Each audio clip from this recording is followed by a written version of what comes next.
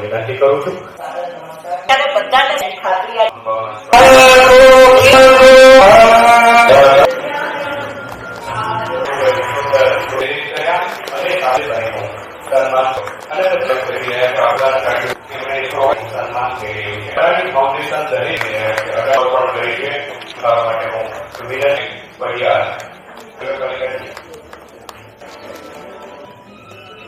આજના ભરૂચના મારા કાર્યક્રમમાં અત્યાર સુધીમાં બધા જ કાર્યક્રમોમાં ભરૂચ આજ શ્રેષ્ઠમાં શ્રેષ્ઠ કાર્યક્રમની અંદર